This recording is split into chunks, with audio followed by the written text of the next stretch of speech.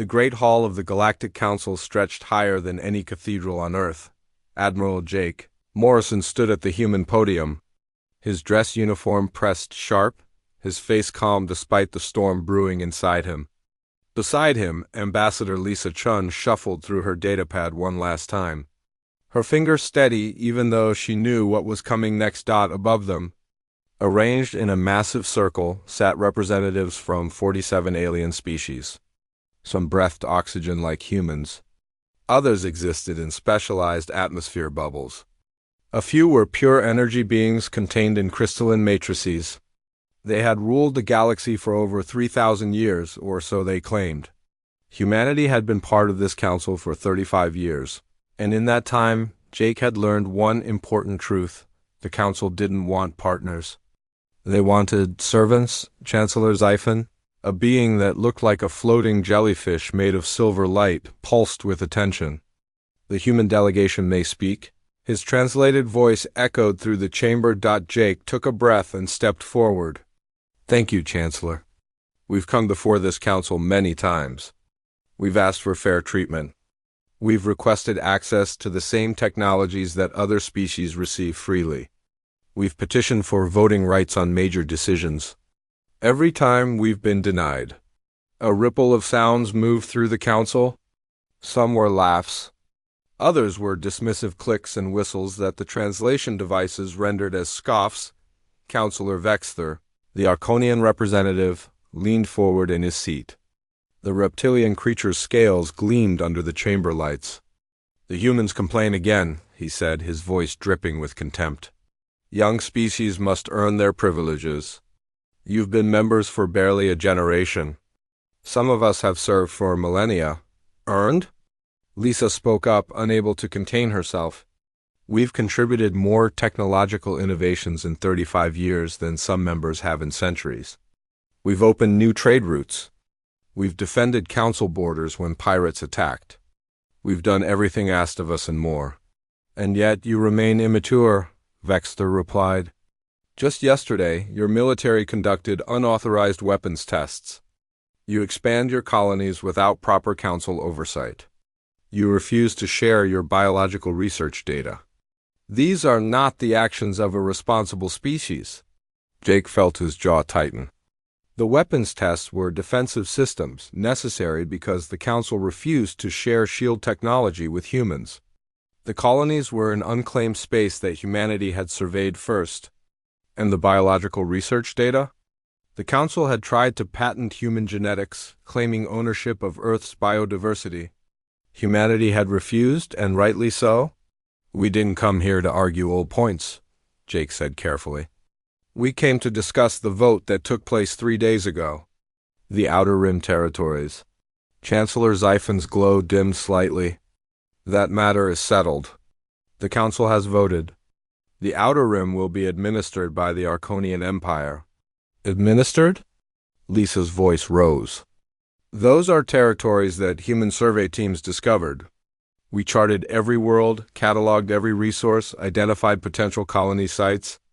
We brought that data to the Council in good faith, expecting partnership. Instead, you've given everything to the Arconians. The Council determined that humanity lacks the temperament for such expansion, Xiphon said smoothly. Humans are aggressive, unpredictable. The Outer Rim requires a steady hand. Jake looked up at Vexther and saw the satisfaction in the alien's eyes. This had been planned.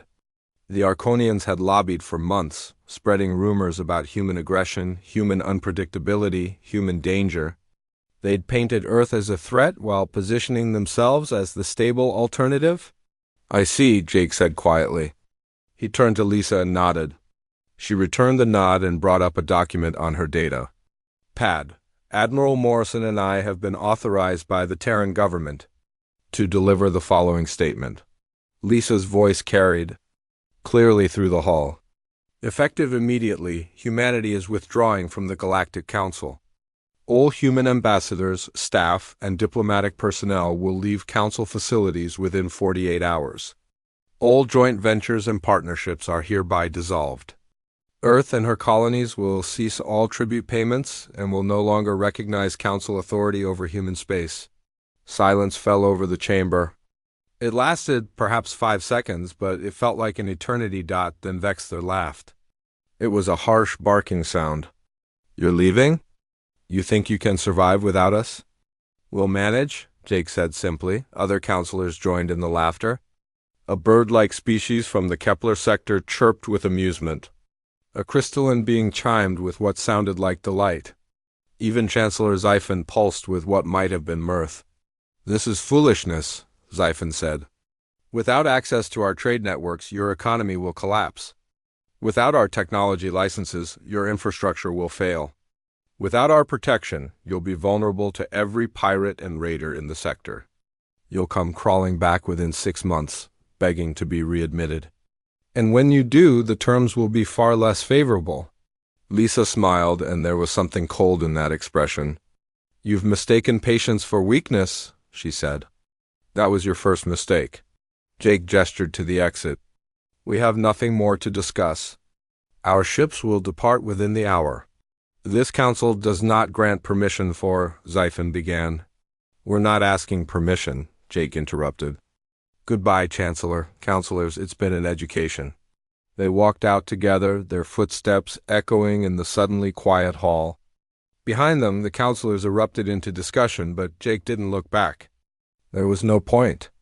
That chapter of human history was over. Outside the council building, a human shuttle waited on the landing platform. The pilot, a young woman named Kelly Fox, saluted as they approached. Sirs, we're ready for immediate departure. All personnel are accounted for. Good work, Lieutenant, Jake said. Let's go home. The shuttle lifted smoothly and accelerated toward the orbital station where human ships were docked. Through the viewport, Jake could see Nexus Prime spread out below the Council's capital world, a place of gleaming towers and artificial beauty. He'd spent years here, fighting battles with words instead of weapons, trying to build bridges with species that saw humans as nothing more than useful primitives. Do you think they understand what they've done? Lisa asked quietly. No, Jake replied. They think they've put us in our place. They think we're nothing without them. We'll have a hard time at first, Lisa admitted. Cutting off from the galactic economy won't be easy. We've been preparing for this, Jake said. You know we have. Director Carter's people have been working on independence protocols for 5 years. We have everything we need.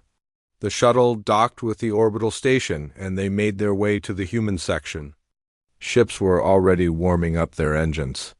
Personnel moved with practiced efficiency, loading last-minute supplies and checking systems.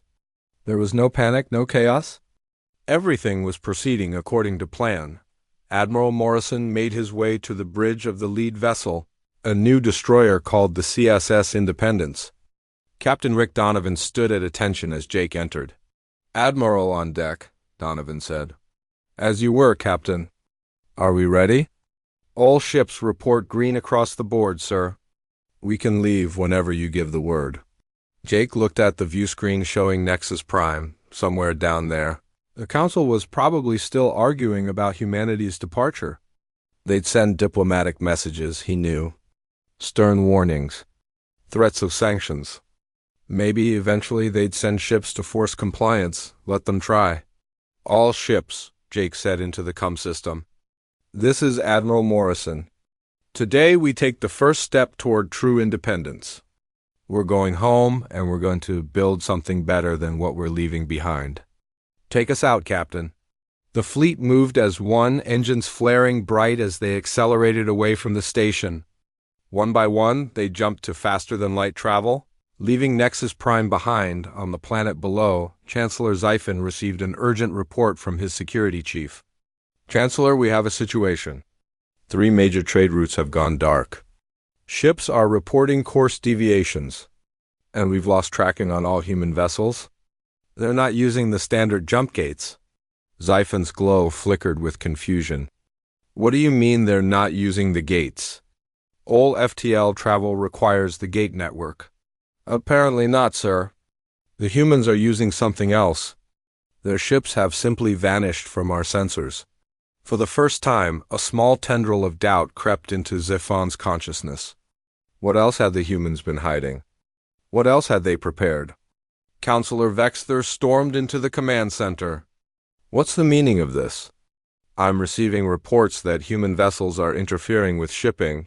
In the Outer Rim, they need to be stopped immediately. We don't know where they are, the security chief admitted. They've disappeared. Vexter's scales flushed with anger. Then find them. Send scout ships.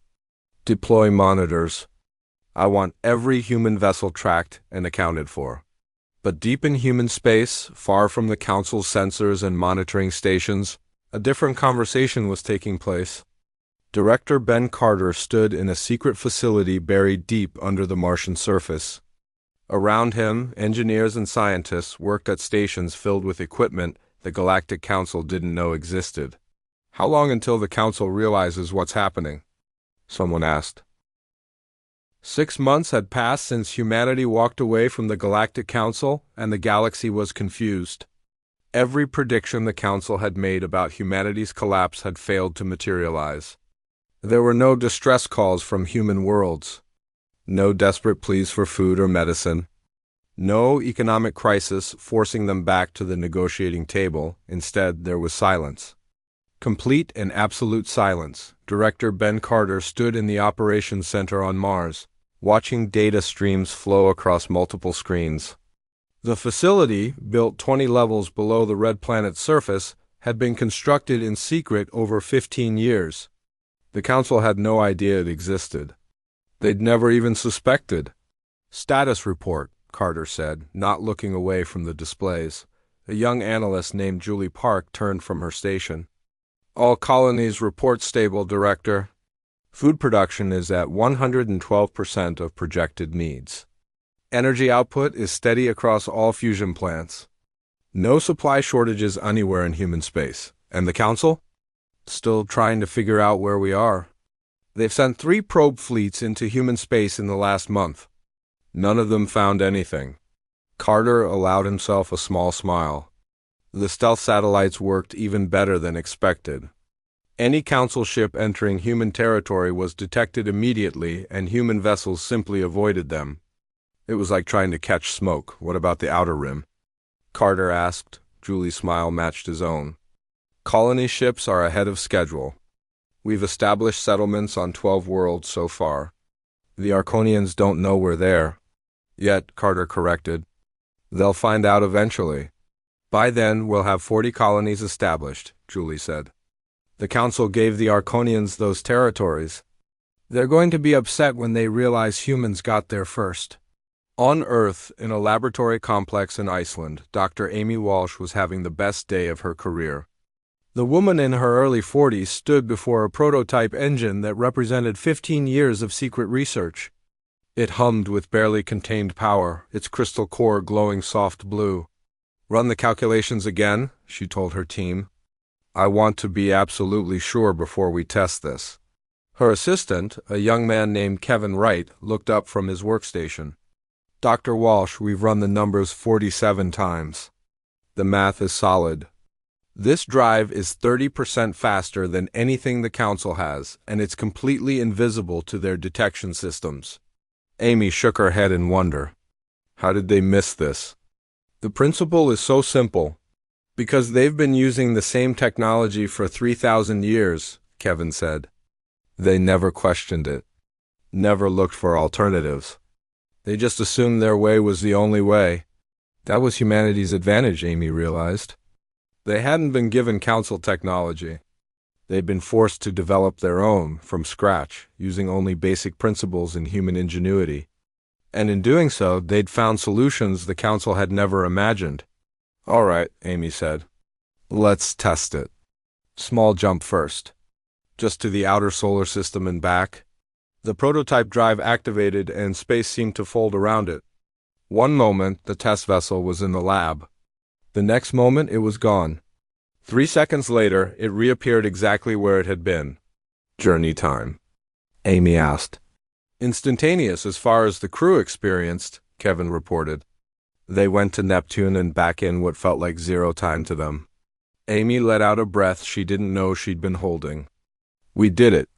We actually did it. The Council is going to lose their minds when they find out, Kevin said. Let them, Amy replied. We're not going back. Across human space, similar scenes played out in dozens of secret facilities. Weapons labs developed shields that could stop Council weaponry. Communications experts created networks that couldn't be intercepted. Biologists worked on treatments for diseases that affected alien species. Just in case humanity needed bargaining chips in the future, the Council had believed they were holding humanity back by denying them technology. In reality, they'd forced humanity to become self-sufficient.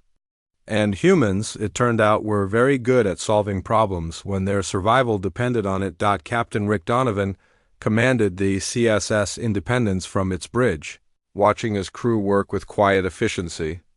They were on patrol near the edge of human space, one of dozens of ships maintaining a defensive perimeter that the Council didn't know existed. Contact, his sensor officer called out. Arconian survey ship entering grid 774. Are they heading toward any of our colonies? Donovan asked. Negative, sir. They're moving through unclaimed space. Let them go. We're not here to pick fights. Just make sure they don't detect us. The Arconian ship passed within 100,000 kilometers of the Independence and never knew it was there. Human stealth technology made their ships invisible to Council sensors. It was like being a ghost. Sir, his communications officer said, we're receiving a transmission from Outer Rim Colony 12. They report Arconian survey teams have landed on the planet's northern continent. Donovan considered this. Are they near our people? No, sir. Our colony is in the southern hemisphere. But the Arconians are claiming the planet as part of their awarded territories. Chart an intercept course, Donovan ordered. Let's go have a conversation with our Arconian friends. The Independence moved silently through space, its new drive leaving no trace for Council sensors to follow. Within 2 hours, they were in orbit above Colony 12. Below, Arconian survey teams were placing territorial markers and taking samples. Open a channel, Donovan said. Tight beam, directly to their ship. Don't let them broadcast our position. The Arconian captain appeared on screen, his reptilian features showing surprise. This is Captain Veldon of the Arconian survey vessel. You are in territory awarded to the Arconian Empire by the Galactic Council. Identify yourself and leave immediately. This is Captain Rick Donovan of the Terran Commonwealth, Donovan replied calmly. We don't recognize Council authority anymore, remember? And this planet was surveyed by human teams 2 years ago. We've had people on the ground for 4 months. Veldon's scales flushed with anger. Impossible. Our sensors show no human presence. Your sensors are outdated, Donovan said simply. We're here. We're not leaving. But we're not looking for trouble either. There's a whole planet down there. Plenty of room for both our people. We could cooperate instead of fighting over it. The Council gave us this sector, Veldon insisted. You have no right to be here. The Council doesn't rule us anymore, Donovan reminded him. You can report our presence if you want. But ask yourself if it's worth starting a conflict over. We're not threatening you. We're just living our lives. Can't we do that without making it a problem? Veldon stared at the screen for a long moment, then closed the channel. His ship remained in orbit for another hour before finally jumping away. Think he'll report it? The communications officer asked. Definitely, Donovan said. And then things are going to get interesting. He was right. Within days, reports began flooding into the Galactic Council headquarters. Human ships spotted in the Outer Rim, human colonies on worlds the Council had awarded to the Arconians. Human vessels moving through space using technology that shouldn't exist, Councillor Vexler demanded action. This is an outrage. The humans are openly defying Council authority. They're squatting on Arconian territory. They're operating without proper identification codes. This cannot stand. Chancellor Xiphon pulsed with frustration. What do you suggest? We've sent diplomatic messages. They ignore them. We've sent probe ships. They disappear before we can track them. We've tried sanctions, but we can't sanction what we can't find. Then send a military fleet, Vexler hissed. Show them that the Council's authority is not optional. A military response seems extreme, another counselor objected. The humans have not attacked anyone. They're simply refusing to cooperate. They're stealing our resources. Vexler snapped. They're colonizing worlds that don't belong to them. This is piracy. Xiphon considered the situation. The truth was, the council was embarrassed. A young species had walked away from them and not only survived, but thrived. Other species were starting to ask questions. If humanity could prosper outside the council, why couldn't they? Very well, Xiphon said finally. Assemble a fleet? Make it impressive. We'll go to human space and remind them why council membership is beneficial. Perhaps once they see our strength, they'll be more willing to negotiate a return. And if they refuse? Someone asked. Then we'll take more direct action, Xiphon said. The galaxy must understand that the council's authority cannot be challenged. The decision was made.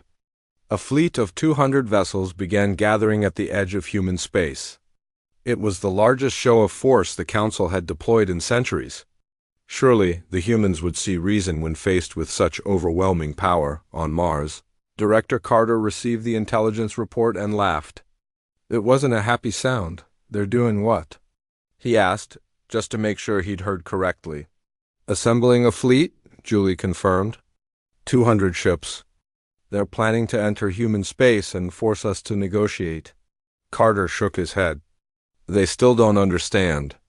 They think this is about negotiation. They think we're playing games. What do?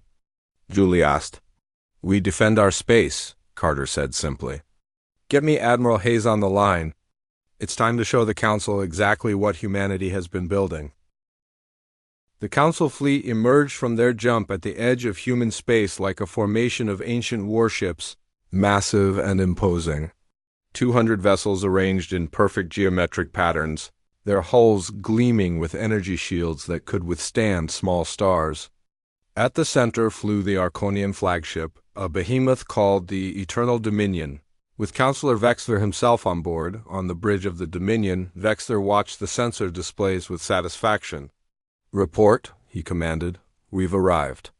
At the coordinates, Counselor, his tactical officer said. Scanning for human vessels now. This will be brief, Vexler told the assembled officers. The humans will see our strength and realize their foolishness. They'll beg to return to the Council, and will accept after making them understand the cost of their rebellion. Sir, the sensor officer said, confusion in his voice. I'm not detecting any human ships? They're hiding, Vexler said dismissively. Use active scans. Find them. The Council fleet's sensors swept through space, powerful enough to detect a single ship hiding behind a moon. They found nothing. The area appeared completely empty. Expand the search grid, Vexler ordered. They must be here somewhere. What the Council sensors couldn't detect was the human fleet positioned less than 500 kilometers away. New stealth technology made them invisible to conventional scans.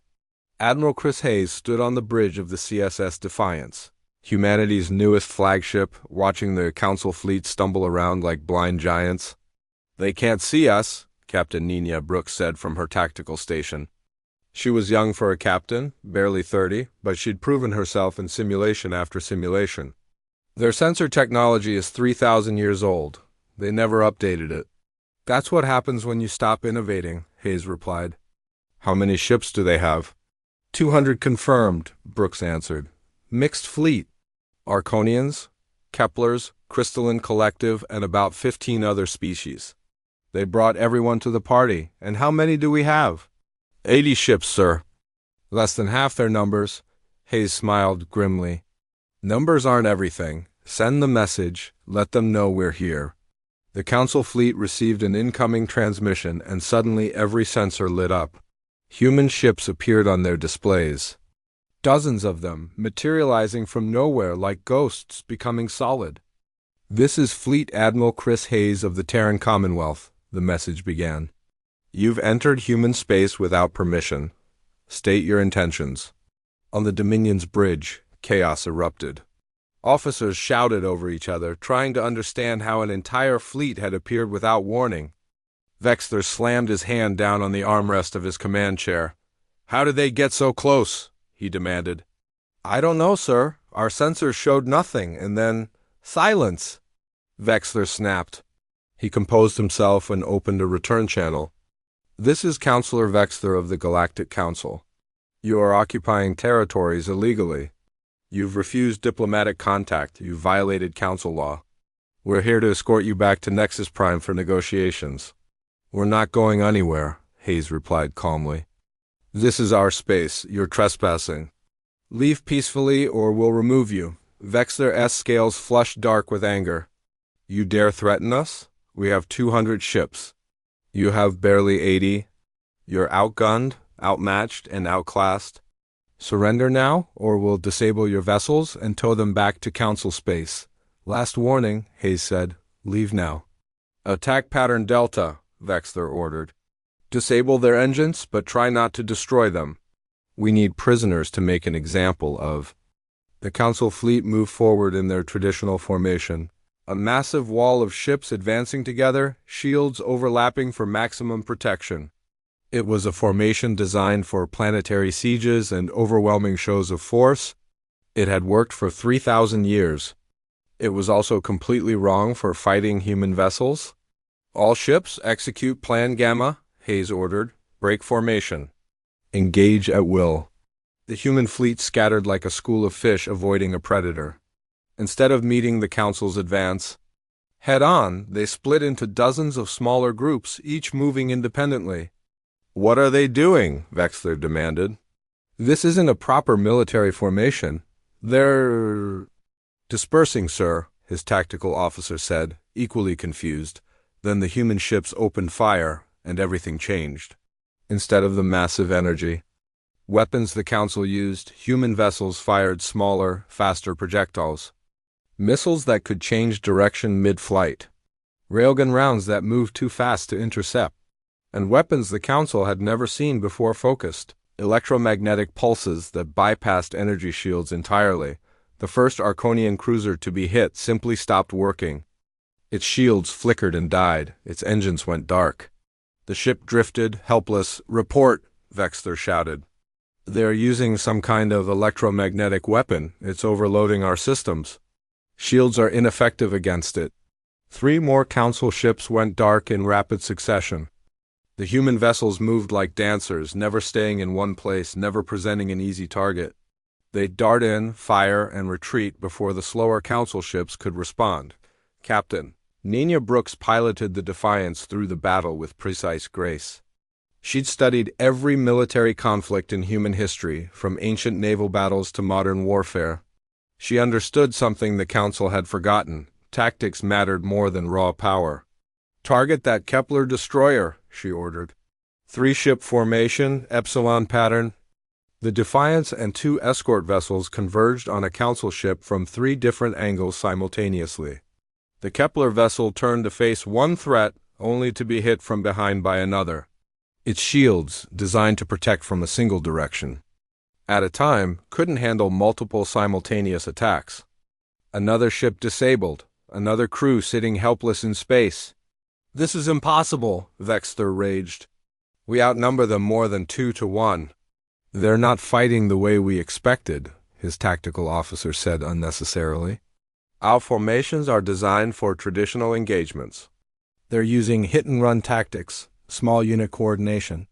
They're treating this like guerrilla warfare, Hayes said on an open channel, as if reading their thoughts. That's the difference between us, Counselor. You've been playing at war for so long, you've forgotten what real combat looks like. We come from a world where we had to fight for survival, where tactics and innovation meant the difference between extinction and victory. You're primitives, Vexler spat. Barbarians. Maybe, Hayes acknowledged, but we're winning. The battle continued for 2 more hours, but the outcome was never in doubt. Council ships were disabled one by one, their crews unharmed, but their vessels dead in space. Human ships took damage, 2 destroyers badly hit, 2 cruisers with shield failures, but not a single human vessel was lost when half the Council fleet was floating helpless. Vexler finally admitted defeat. Cease fire, he ordered bitterly. Cease fire. The human fleet backed off, forming a defensive perimeter around the disabled council vessels. Admiral Hayes opened a channel again. "We're going to repair your ships enough for you to limp home," he said. "We're going to return your crew members without harm. And we're going to let you go." "Do you understand what that means, Counselor?" Vexler remained silent. "It means we could have destroyed you," Hayes continued. "Every ship here. Every life. We had the power, and we chose not to use it. Remember that. Remember that humanity isn't interested in conquest or domination. We just want to be left alone." "This isn't over," Vexler said quietly. "It is if you make it over," Hayes replied. "We don't want war with the Council. But we won't be pushed around either. Go home. Tell them what happened here. Tell them that humanity has changed." Over the next 6 hours, human engineering teams worked to restore basic functions to the Council ships. It was a strange sight, yesterday's enemies working side by side to repair battle damage. Some Council crew members looked at their human helpers with fear, others with curiosity. A few with something that might have been respect. Captain Brooks supervised the repair of a Kepler destroyer working alongside their bird-like engineers. "You fight well," one of them said in broken human standard. "Unexpected. We've had a lot of practice," Brooks replied. "Your people ever get tired of the Council telling you what to do?" The Kepler engineer looked around nervously, then leaned closer. "Sometimes, but we don't have choice. Council is powerful." "You always have a choice," Brooks said. "Maybe not today, but someday." She returned to the Defiance, leaving the Kepler engineer with thoughts that would eventually spread throughout their species. Ambassador Kyle Warren had been watching the battle from Earth, and now he made his move. As the Council fleet prepared to limp home, he transmitted a message across all frequencies. "To any species listening," he began, "humanity extends an offer of friendship. We have no interest in the Galactic Council's authority, but we're interested in partnerships with individual species. Fair trade, technology sharing, mutual defense. We're building something new out here, something better than the old system. If your people want to join us, the door is open." On the Dominion, as medical teams treated wounded and engineers worked frantically to restore jump capability, Vexler listened to that message and felt cold dread settle into his bones. This was worse than losing a battle. This was the beginning of something that could tear the Council. 3 months after the battle, the galaxy was talking. Every species in Council space had heard about humanity's victory. Some called it luck, others called it a fluke, but everyone was asking the same question: if humanity could defeat a Council fleet, what else had they been hiding?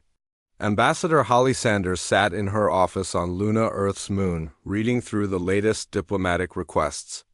She was a woman in her mid-50s with gray in her hair and laugh lines around her eyes. But right now, those eyes were wide with disbelief. 47 requests, she said to her assistant, a young man named Marcus Lee. 47 different species want to open diplomatic channels with us. 3 months ago, nobody would talk to us. "Success attracts attention," Marcus said. "Half the galaxy watched us beat the Council fleet. Now they want to know how we did it." "It's not just curiosity," Holly said, scanning through the messages. "Look at this one, the Villani people. Their homeworld was strip-mined by Council corporations 30 years ago. They've been refugees ever since, and the Council says helping them isn't economically feasible. They're asking if we can provide aid." "Can we?" Marcus asked. "We can," Holly said. "We should. But Director Carter needs to approve it first. This isn't just charity, it's a statement." She was right. Helping the Villani would be humanity's way of showing the galaxy that there was an alternative to the Council's cold bureaucracy. If even one species saw what humanity could offer, others might follow. Director Carter approved the mission within hours. "Send Captain Price with a supply fleet," he ordered. "Medical supplies, food synthesizers, construction equipment. Everything they need to rebuild." Captain Dan Price was a logistics officer, not a combat veteran, but he understood the importance of his mission. He assembled a fleet of cargo vessels and set course for the Villani refugee colonies in the Outer Rim. The journey took 3 weeks, during which time news of the mission spread throughout the galaxy. The Galactic Council was not pleased. Chancellor Xiphon called an emergency session to address what he called human interference in council affairs. The Villani situation is an internal matter, Xiphon argued. Humanity has no right to intervene. The Villani aren't council members anymore, Councillor Vexler pointed out bitterly. They left 20 years ago after you refused to help them. They're independent now. Then this is even worse, another councillor said. The humans are building alliances outside our structure. They're creating an alternative power base. What would you have us do? Xiphon asked. Attack another human fleet? We saw how that worked out last time. The council chamber fell silent. Nobody wanted to mention their humiliating defeat directly, but it hung over every conversation. We could impose trade sanctions, someone suggested. Cut off any species that deals with humanity. That would only push more species toward them, Vexler admitted. We need to be smarter than this. But the council had no smart answers. For 3,000 years, they'd maintained control through bureaucratic inertia and the simple fact that there was no alternative. Now there was an alternative, and it was growing stronger every day. Captain Price arrived at the Villani refugee colonies to find conditions even worse than reported. The Villani were a species that looked like crystalline insects, beautiful but fragile. Their people lived in makeshift habitats on barren asteroids, struggling to survive with failing equipment and dwindling supplies. Their leader, an elder named Tixel, greeted the human fleet with obvious desperation. You came, Tixel said through a translation device. We sent our request 3 days ago. We didn't think anyone would respond so quickly. Humanity doesn't leave people in need, Price said. We've brought supplies. Enough for all your colonies. And we brought something else, teachers, engineers, medical staff. If you want them, they'll stay and help you rebuild. Tixel's crystalline body shimmered with emotion. Why? What do you want in return? Friendship, Price said simply. We're not the Galactic Council. We don't believe in exploiting people. We believe in helping each other. The supplies were distributed over the following week. Human engineers worked alongside Villani workers to repair habitats and build new ones. Human doctors treated diseases that council physicians had deemed not cost-effective to cure. And slowly, hope returned to the refugee colonies. One evening, Price sat with Tixel overlooking a habitat that had been dark for months, but now glowed with restored power. Your people saved us, Tixel said quietly. The council abandoned us, left us to die slowly, but you came. The council made a mistake, Price said. They forgot that power comes with responsibility. They forgot that species are more than economic units. This changes things, Tixel said. Other species will hear about this. They'll see that there's another way. That's the idea, Price admitted. We're not trying to replace the council. We're just trying to show the galaxy that cooperation doesn't have to mean submission. News of humanity's aid mission spread like wildfire. Suddenly, Ambassador Holly Sanders was receiving hundreds of requests. Species wanted to know about trade agreements, defense pacts, technology sharing. Some were still council members, just exploring their options. Others had been marginalized by the council for years and saw humanity as their chance at a better deal. On Earth, Senator Claire Mitchell stood before the Terran Parliament, addressing the question everyone was asking, what came next? We've proven we can defend ourselves, Mitchell said. We've shown we can help others. Now, we need to decide what kind of power we want to be in this galaxy. Do we become isolationists, content to defend our borders and nothing more? Or do we build something bigger? The debate raged for hours. Some argued that humanity should focus on its own development. Others said humanity had a responsibility to help species that the Council ignored. Finally, a compromise emerged. The Terran Commonwealth would expand its charter to allow allied species to join, not as subordinates but as equal partners. It was a radical idea. The Galactic Council demanded tribute and obedience from its members. The Terran Commonwealth would offer partnership and mutual benefit. Any species could join and any species could leave. Decisions would be made by consensus, not by decree. The Villani were the first to sign the charter. Tixel's signature appeared On the document alongside Senator Mitchell's, marking the beginning of what some were calling the Free Worlds Initiative. Within weeks, 3 more species joined. The Kepler Confederation, tired of being treated as second-class council members, voted to leave the Galactic Council and join humanity's alliance. A race of methane-breathing creatures called the Soltari did the same.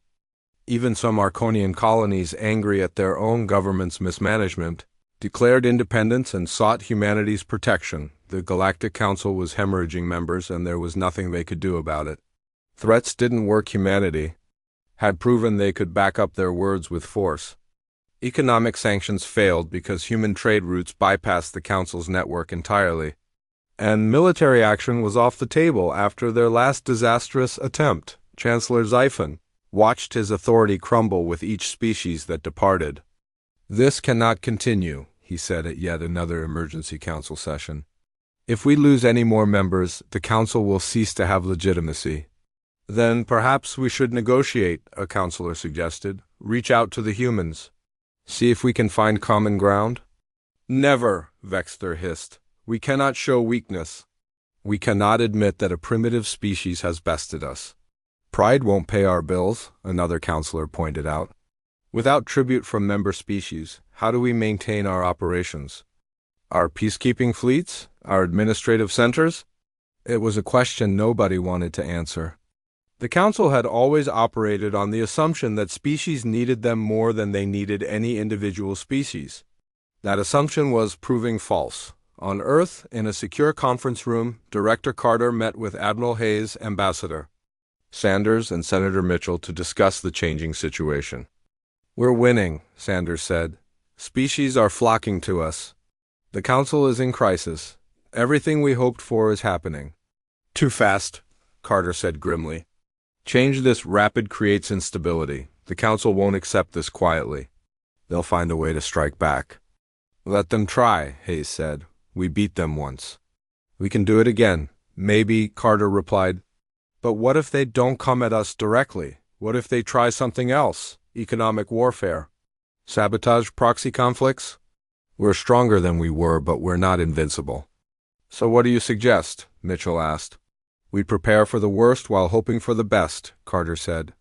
"Continue expanding our alliances, keep building our infrastructure, and most importantly, stay vigilant.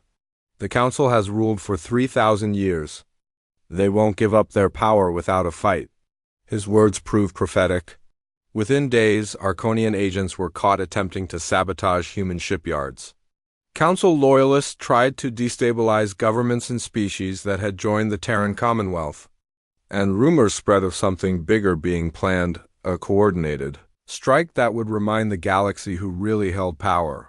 But the galaxy was changing too fast for the Council to control.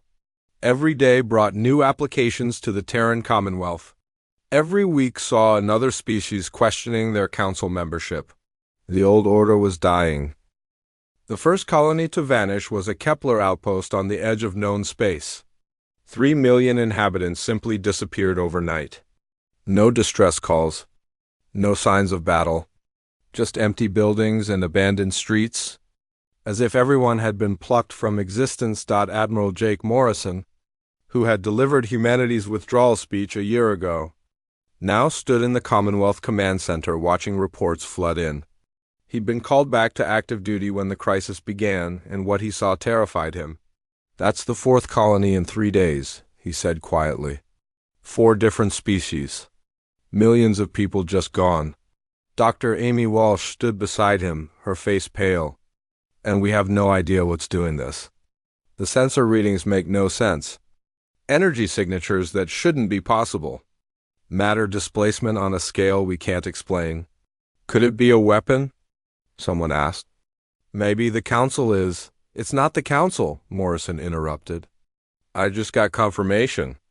They lost an entire research station yesterday. 2,000 Arconian scientists. Same pattern. No survivors. No traces." The room fell silent. If this wasn't the Council attacking Commonwealth members, then what was it? The answer came 20 hours later when a single vessel emerged from dark space.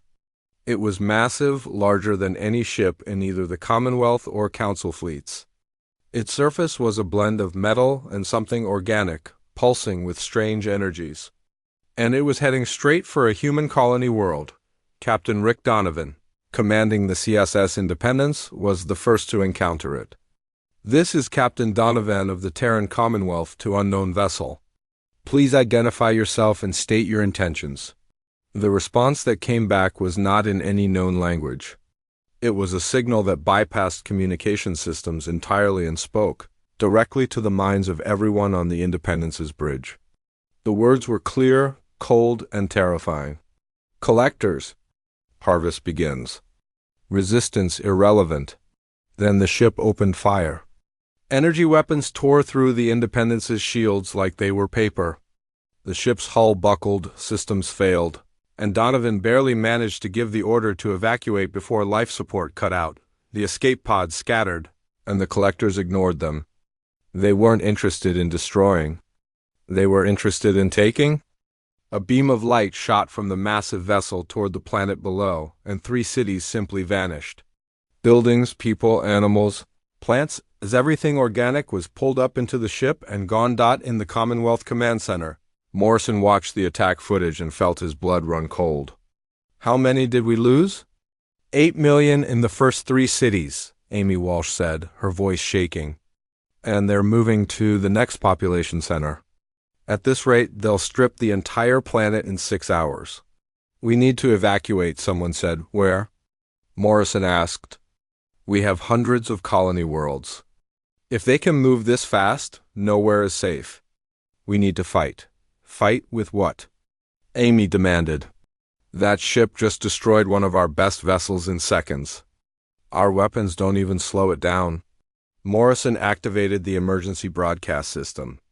"This is Admiral Morrison to all Commonwealth forces. We have a galaxy-wide threat. Unknown hostiles are attacking colonies and harvesting populations. This is an extinction-level event. All ships converge on my coordinates immediately." Then he did something he never thought he'd do. He opened a channel to the Galactic Council headquarters. "This is Admiral Jake Morrison of the Terran Commonwealth requesting immediate communication with Chancellor Zephan. We have a situation that affects everyone." The response came within minutes. Zephan's voice held none of its usual arrogance. "Admiral Morrison, we're tracking the same threat you are. We've lost 12 worlds in the last 72 hours.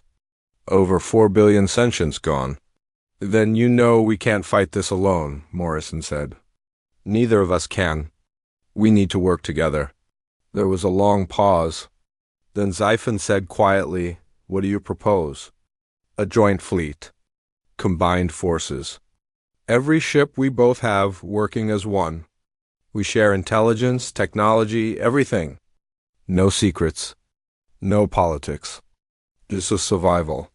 "The Council will never agree to—" "The Council doesn't have a choice," Morrison interrupted. "And neither do we. This thing, whatever it is, doesn't care about our conflicts. It's going to harvest every living being in the galaxy unless we stop it. So I'm asking you, Chancellor, can we put our differences aside long enough to save our civilizations?" Another pause. "Then send your fleet to the Nexus Gate. We'll meet you there." The largest fleet in galactic history assembled over the next 8 hours. Commonwealth vessels and Council ships side by side for the first time.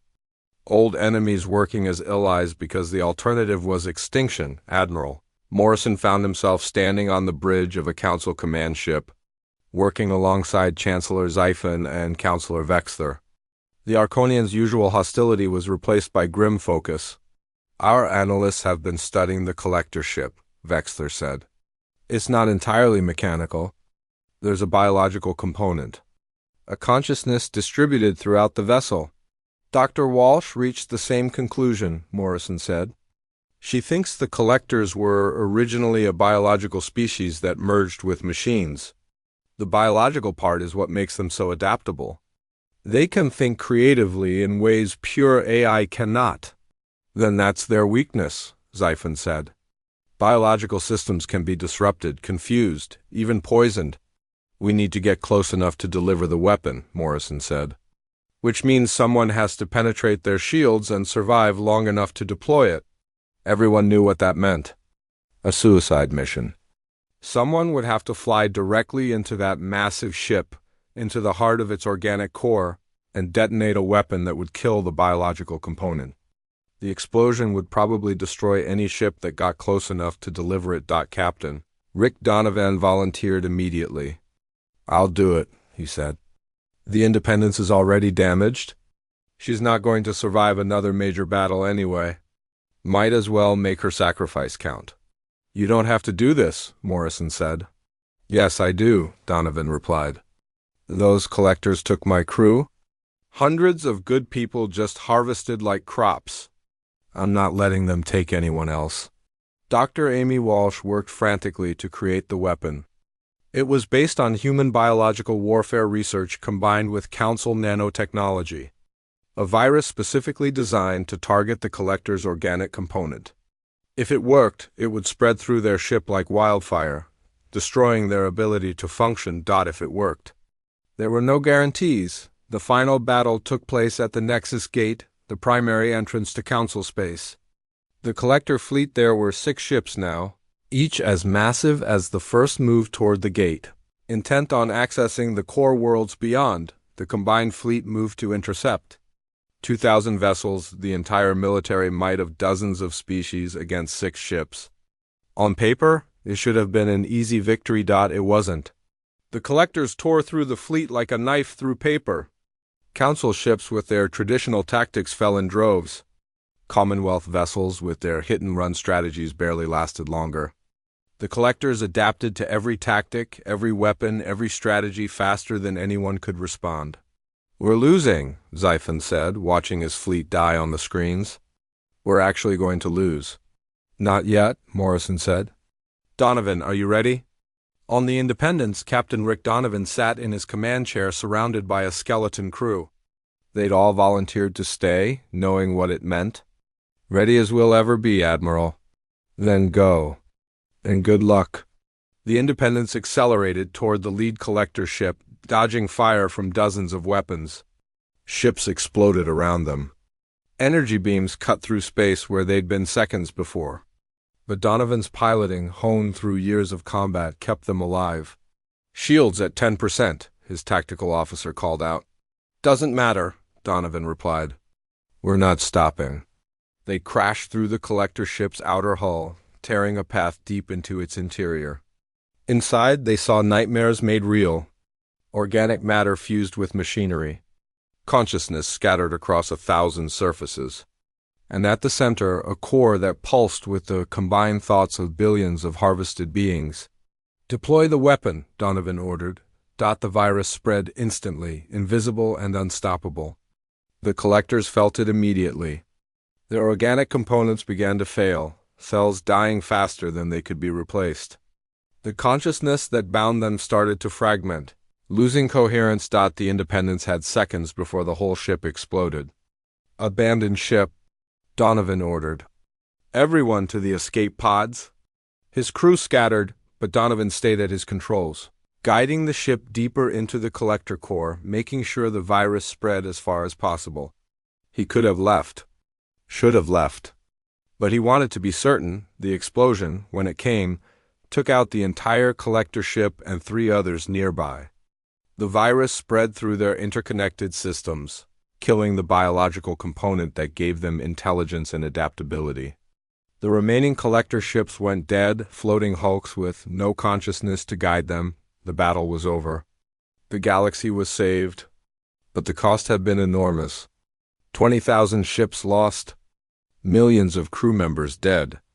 Entire fleets reduced to scattered survivors. In the aftermath, Admiral Morrison stood in the council chambers, the same place where he'd announced humanity's withdrawal a year ago. But this time he wasn't leaving. This time he was helping to build something new.